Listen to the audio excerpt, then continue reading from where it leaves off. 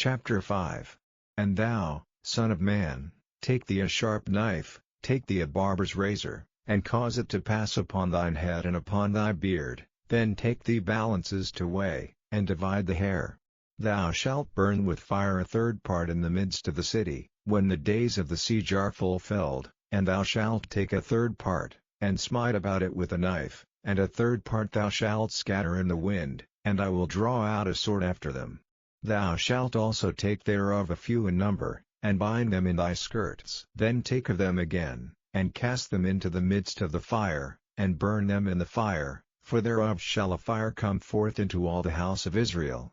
Thus saith the Lord God, This is Jerusalem, I have set it in the midst of the nations and countries that are round about her.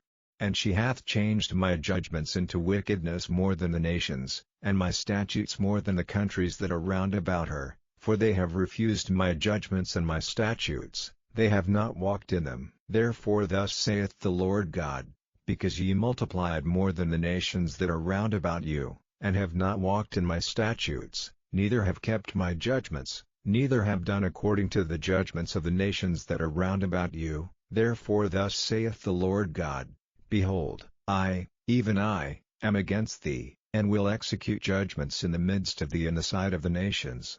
And I will do in thee that which I have not done, and whereunto I will not do any more the like, because of all thine abominations. Therefore the fathers shall eat the sons in the midst of thee, and the sons shall eat their fathers, and I will execute judgments in thee, and the whole remnant of thee will I scatter into all the winds.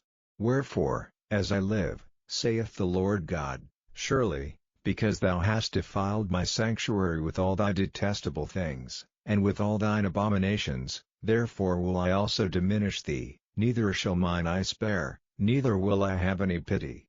A third part of thee shall die with the pestilence, and with famine shall they be consumed in the midst of thee, and a third part shall fall by the sword round about thee, and I will scatter a third part into all the winds, and I will draw out a sword after them. Thus shall mine anger be accomplished, and I will cause my fury to rest upon them, and I will be comforted, and they shall know that I the Lord have spoken it in my zeal, when I have accomplished my fury in them.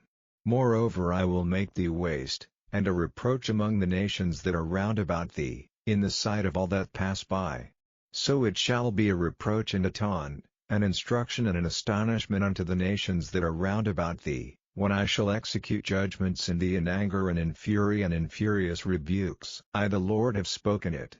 When I shall send upon them the evil arrows of famine, which shall be for their destruction, and which I will send to destroy you, and I will increase the famine upon you, and will break your staff of bread, so will I send upon you famine and evil beasts, and they shall breathe thee, and pestilence and blood shall pass through thee, and I will bring the sword upon thee. I the Lord have spoken it.